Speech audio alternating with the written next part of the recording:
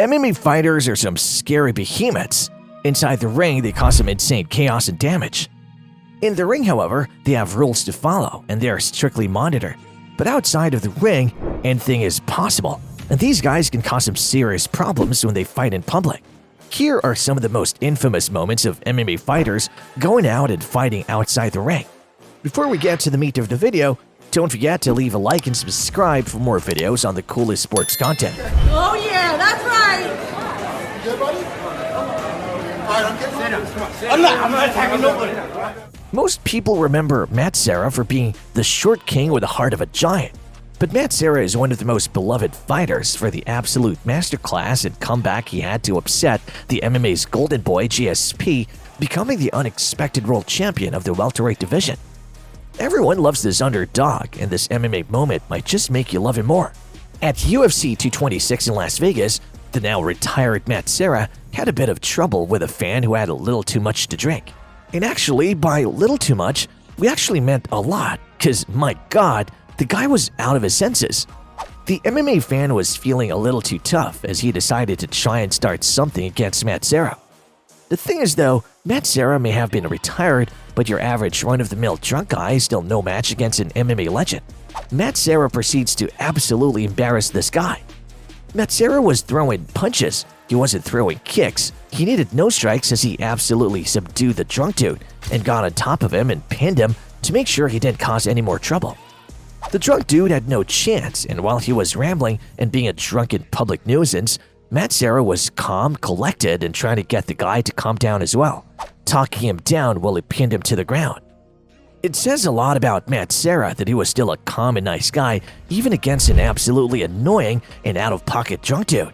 Calm as he is though, he's lucky Matt Serra also chose to just calmly put him in a hold instead of doing serious damage to him. And there's blood going everywhere now. And then I realized the blood was from my IV. My hands were just balloons. So we get in the ambulance and I think that's done. Nick Diaz is one of the most iconic names in all of MMA. He and his brother Nate are synonymous with MMA, but they also have quite the rep on and off the ring, getting into their fair share of trouble.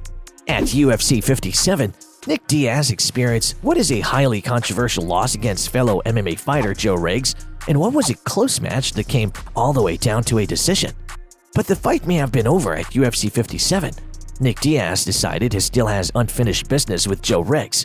After both fighters were sent to the hospital after the fight, Diaz was having nothing and from just across the hall was shouting mad trash at Joe Riggs. First off, being sent to the same hospital after all the bad blood is one thing, but did they have to be sent to the same floor a few rooms apart? Anyway, Nick Diaz wasn't satisfied with just the trash talk, so he came up on the recovering Joe Riggs and sucker punched the fighter. Details get iffy on what happens next, but a weird detail that is confirmed to be true is that Joe Riggs crapped his pants in the middle of the brawl. Apparently, MMA greats like Rich Franklin and Frank Mir were also there just watching this unfold. And also, while there are conflicting reports, it was reported that Nate Diaz was also there trying to jump Joe Riggs. A nurse did hear and see the scuffle though, and immediately the cops were there to break it up. And the brawl getting broken up let Joe Riggs take care of the business, if you know what I mean. Definitely one of the weirder but also more iconic brawls we've seen. How would you know I'm you? How would you know you're on the internet? I'm on the internet. That's just Jorge Masvidal is pretty well known as a guy who's 100% a street fighter. Other MMA fighters have wrestling backgrounds and or grew up really immersed in martial arts.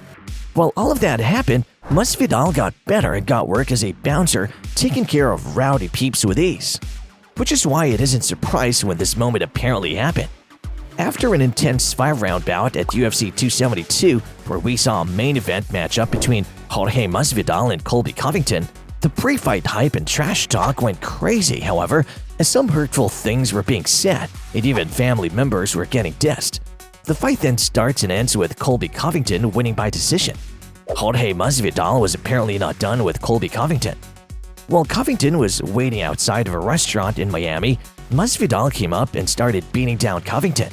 Colby Covington reported to police that he got rocked and lost a few teeth in the process. Colby Covington won the fight in the UFC, but Jorge Masvidal definitely won the fight in the streets. Dude, don't try to break it in, guys.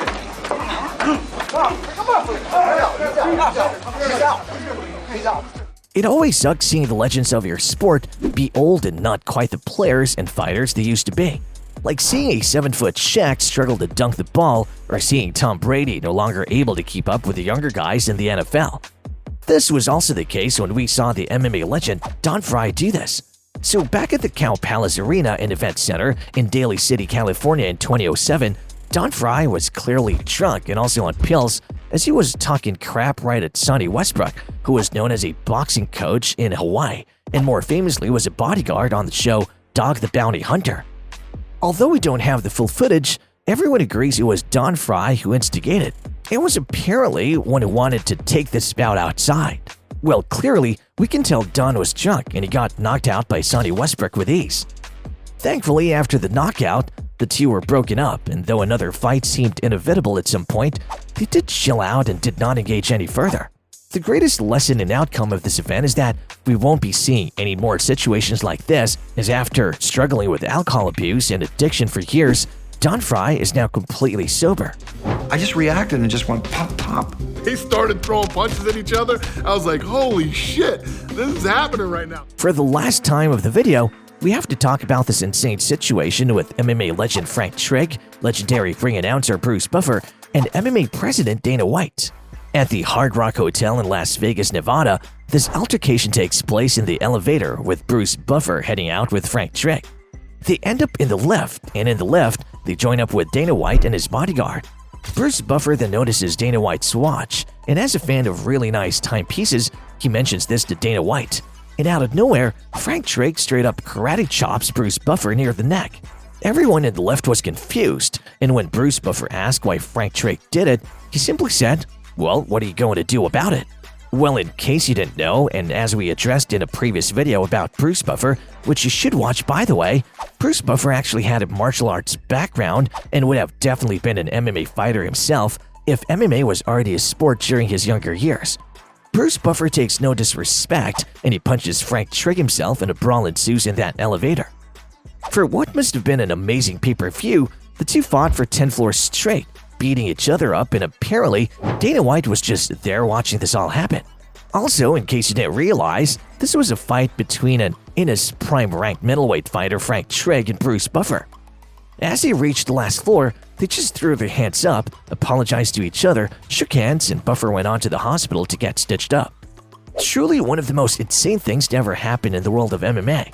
And if footage ever comes out of that altercation, that would be some serious gold. And that's all for today's video. What was your favorite fighter brawl? Write your answers down in the comments, and while you're at it, leave a like if you enjoyed the video. Don't forget to subscribe and click the bell for notifications on the newest videos and the best sports content.